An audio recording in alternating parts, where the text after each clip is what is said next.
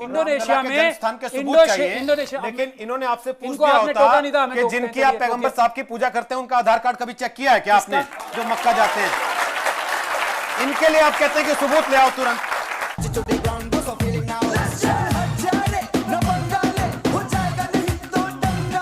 बोलिए अब आप क्या बोलना चाहते हैं? आपको अच्छा लगेगा कि जिनकी आप पूजा अर्चना करते हैं, जिनको आप अपना सब कुछ मानते हैं, भगवान मानते हैं, जिनमें आपकी आस्था है, आपसे कोई कहे कि जाओ अदालत में साबित करके आओ इनका जन्म कहां हुआ था, लाओ इनका आधार कार्ड लेके आओ, इनका राशन कार्ड लेके आओ, अच्छा लगेगा आपको?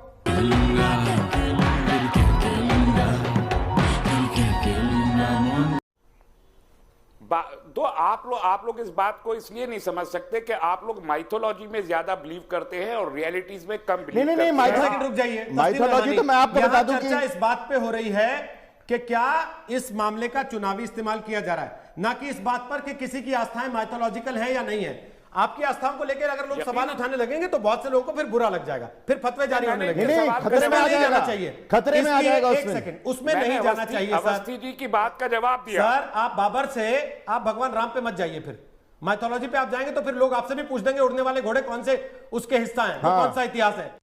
बाप को मत सिखा, बाप को मत सिखा, बाप को मत सिखा, चल बे औकात मेरे बाप को मत सिखा। एक से आपकी नजर आता है ये, बाकी चाहे आप जो भी कहें उसको, उस छवि को, वो छवि किस तरीके से बनी और उस छवि से आपको आज की तारीख में उसको प्रोटेक्ट करने के लिए आप कुछ दिनों पहले मैं आपकी अंजना ओम कश्यप के साथ एक बहस देख रहा था जिसमें पद्मावती के ऊपर लेकर आप चर्चा कर रहे थे, तो हिंदुत्व की छवि आपकी किस तरीके से बनी? ऐसा कुछ नहीं है, मैं हिंदू हूँ तो मैं हिंदू हूँ, अब इसमें मुझे छवि बनाने की जरूरत थोड़ी ना है।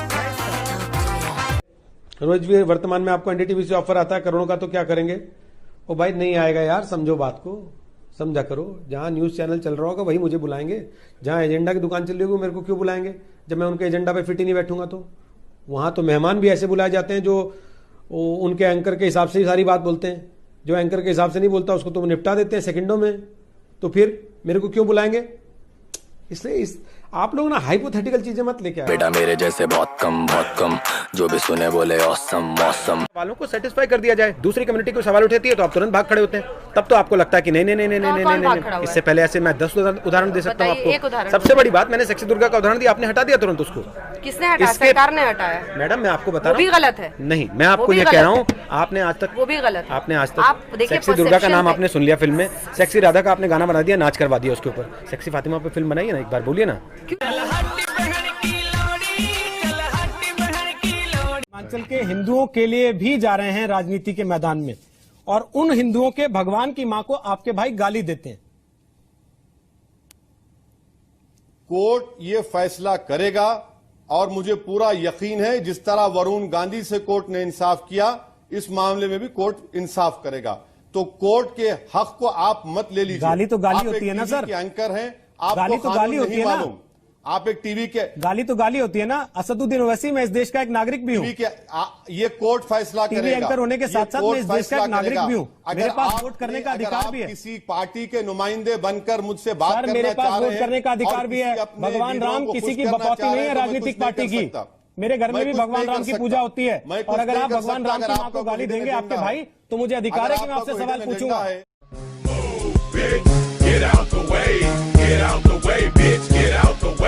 भगवान राम के पैदाइश के सबूत देने पड़ेंगे अब अदालत में जाके इस देश के लोगों को, क्योंकि महमूद पराचा कह रहे हैं अभी तो जमीन का फैसला होना है, उसके बाद इस पर बात आएगी कि राम का जन्म हुआ था कि नहीं वहां पर।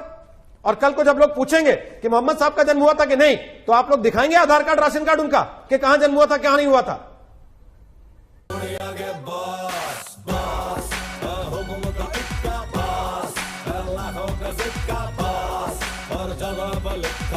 मेरी तो अगला सर मेरी तो अगला बाबर ने नहीं कहा सर, मेरी तो अगला सवाल पूछने की हिम्मत नहीं हो रही, कहीं मैं कोई भूगोल का सवाल पूछ दूं, आप कहते हैं कि धरती गोल नहीं चपटी है सर, क्योंकि ये भी पढ़ाया जा रहा है दुनिया में।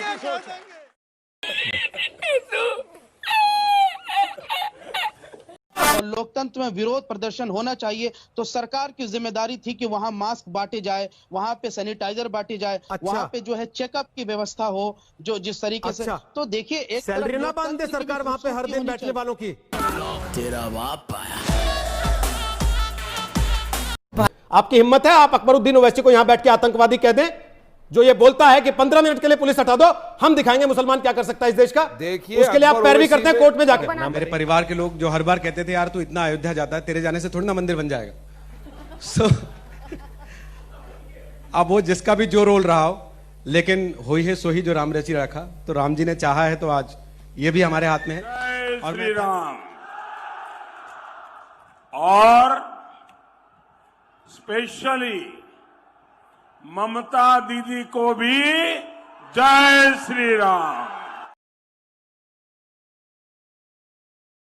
आपसे पूछ रहा हूं मौलाना साहब, क्या आप बाबर को लुटेरा मानते हैं, आक्रमणकारी मानते हैं? मैं तो इतना जानता हूं, मोहम्मद बिन कासिम को लुटेरा मानते हैं, आक्रमणकारी मानते हैं? आप सबको अगर शामिल करेंगे, औरंगजेब को लुटेरा मानते हैं, आक्रमणकारी मानते हैं? औरंगजेब को लुटेरा मैं डंके की चोट पे कहता हूं, नहीं मानते ना? नहीं मानता औरंगजेब आप नहीं मानते ना? नहीं मानता औरंगजेब, नहीं मानते ना? नहीं मानता। बस यही मैं समस्या की औरंगजेब जड़ को है। नहीं मानता लुटेरा। अब मैं नहीं मानता सवाल ये औरंगजेब को लुटेरा। है कि जब इस देश के टीवी चैनल पर बैठकर एक मुस्लिम संगठन पहली के बात नेता, तो औरंगजेब की तारीफ पढ़ना चाहिए। जो लोग गद्दार कह रहे हैं, आप पढ़िए ना, हम पढ़ चुके हैं, आप तब हम पढ़िए, कह रहे हैं डंके की चोट पे। आप पढ़िए, कोई दिक्कत नहीं है। पढ़ चुके हैं। जिसने इस देश हमने के लोगों दीनदयाल को की तारीख सड़कों पढ़ी पे है, कटवा दिया, हमने RSS आप की भी उसकी तारीख तारीफ पढ़ी है, करना चाहते हैं? जो की गुलामी कर रहे थे, और शर्म नहीं आती आपको उसके बाद बैठ के कहते हुए बात? शर्म, डंके की चोट पे कलौंजा ठोक के कहता हूं कि औरंगजेब का फॉलोवर हूं मैं। बिल्कुल मैं रहिए, डंके की चोट पे कहता हूं, बिल्कुल रहिए, क्या बात करते हैं? बिल्कुल रहिए और रहूंगा, बिल्कुल इसी रहिए, भारत में रहूंगा, बिल्कुल रहिए इसी मौलाना भारत में साहब। रहूंगा। आप औरंगजेब के नहीं, डंके मोहम्मद की बिन चोट कासिम के पे भी फॉलोवर रहिए। अंसार रजा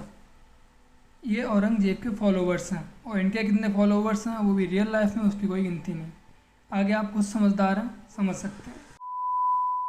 1658 में औरंगजेब हिंदुस्तान के तख्त पर बैठा। इतिहास गवाह है कि उसने बादशाहत का ताज अपने भाइयों और रिश्तेदारों का खून बहाकर हासिल किया था। उसने सत्ता हासिल करने के लिए जहां अपने भाइयों दारा सिको और शाह शुजा का कत्ल करा दिया, वहीं अपने पिता शाहजहां को भी कैद दे दी। इतिहास में यह भी दर्ज है कि अपने जिस भाई मुराद बख्श के साथ मिलकर औरंगजेब ने शाहजहां के खिलाफ बगावत का बिगुल फूका था, सत्ता हासिल करने के बाद उसने उस मुराद बख्श को भी मार दिया। सादगी का दिखावा करने वाला औरंगजेब सही मायने में अव्वल दर्जे का अय्याज था। उसने अपने शासनकाल में क्रूरता की हद कर दी थी। उसने हिंदू औरतों पर बहुत अत्याचार किए। उसका इस पर जोर रहता था कि हिंदुओं के मरने के बाद उनकी पत्नियां अपनी इज्जत बचाने के लिए आत्महत्या न कर सके, जिससे उसकी अय्यासी का पता चलता है। उसने एक आक्रमणकारी की तरह देश को जमकर लूटा। रही सही कसर उसने जजिया कर के माध्यम से पूरी की। औरंगजेब कितना बड़ा कट्टर शासक था, इस बात को इसी से समझा जा सकता है कि उसने हिंदुओं को दिवाली के अवसर पर आतिशबाजी चलाने से मना कर दिया था। हिंदुओं को शीतला माता, पीर प्रभु आदि के मेलों में इकट्ठा न होने का हुक्म दिया, और हिंदुओं को हाथी घोड़े की सवारी करने से भी मना कर दिया गया। यही नहीं, उसने सभी सरकारी नौकरियों से हिंदू कर्मचारियों को निकालकर उनके स्थान पर मुस्लिम कर्मचारियों की भर्ती का फरमान भी जारी किया था। वह हिंदुओं से नफरत करता था, इसलिए उसने हिंदुओं और सिखों को जबरन मुसलमान बनाने की मुहिम चलाई। जो प्यार से मान गया तो ठीक,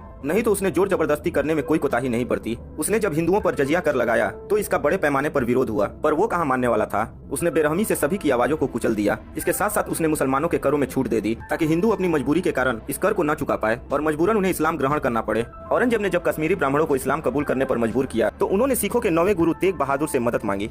तेग बहादुर ने इसका विरोध किया तो औरंगजेब ने उन पर भी इस्लाम स्वीकार करने का दबाव डाला, पर गुरु तेग बहादुर जी नहीं झुके। उन्होंने कहा हम शीश कटा सकते हैं, केस नहीं। यह सुनकर वह गुस्से से लाल हो गया और फिर उसने गुरु तेग बहादुर जी का सबके सामने सिर कटवा दिया। इस दिन को सिख आज भी अपने त्योहारों में याद करते हैं। औरंगजेब ने ब्रज संस्कृति को खत्म करने के लिए ब्रज के नाम तक बदल डाले थे। उसने मथुरा को इस्लामाबाद, वृंदावन को मेमिनाबाद और गोवर्धन को मोहम्मदपुर का बना दिया था। वह बात और है कि यह नाम प्रचलित नहीं हो सके, लेकिन कहते हैं ना कि ऊपर वाले की लाठी में आवाज नहीं होती। औरंगजेब पर भी ईश्वर की लाठी पड़ी। नतीजा यह हुआ कि जिस कृष्ण की संस्कृति को वह खत्म करने चला था, उसी संस्कृति की उसकी बेटी जेबुनिसा दीवानी हो गई और कृष्ण भक्त बनकर उसके सामने खड़ी हो गई। औरंगजेब ने पहले तो हिंदू त्योहारों पर प्रतिबंध लगाया और हिंदू मंदिरों को तोड़ने का आदेश दिया। बनारस के विश्वनाथ मंदिर और मथुरा के केशव राय मंदिर को इसी के कहने पर तोड़े गए। बाद में उसने तोड़े गए मंदिरों की जगह मस्जिद और कसाई खाने कायम कर दिए। हिंदुओं के दिल दुखाने के लिए इसने गौ वध करने तक की छूट दे दी थी। महाराष्ट्र के साथ इस निर्दयी शासक का बहुत बड़ा संघर्ष हुआ, जिसमें शिवाजी ने इसके हौसलों को पस्त कर दिया था। क्योंकि शिवाजी का लक्ष्य भारत भूमि से विदेशियों के साम्राज्य को नष्ट करना था, इसी कारण उनके निशाने पर औरंगजेब था। माना जाता है कि शिवाजी के राष्ट्रीय व्यापी कार्य से वह विचलित हो गया था। शिवाजी ने उसके भेजे कई सेनापतियों को मार गिराया था। वह हमेशा उनके सामने जाने से डरता रहा। एक लंबा शासन करने के बाद उसकी मृत्यु दक्षिण के अहमदनगर में 1707 ईस्वी में हो गई। औरंगजेब को हमेशा क्रूरता के लिए याद किया जाएगा। मंदिर तोड़ना, जजिया कर लगाना और सबसे बढ़कर भारतीय समुदाय पर अत्याचार करना उसका अक्षम्य अपराध था। यही वो बड़ा कारण था जिसने मुगल साम्राज्य को समाप्त ही कर दिया। सच दिखाने की वजह से आए दिन चैनल की रिपोर्ट हो रही है और कमेंट्स में धमकियां मिलना आम बात है, तो सिर्फ वीडियो को देखे ही ना, हो सके तो चैनल को सब्सक्राइब भी करें। आप सबके सपोर्ट की बहुत ज़रूरत है। जय हिंद, वंदे मातरम, जय श्री राम।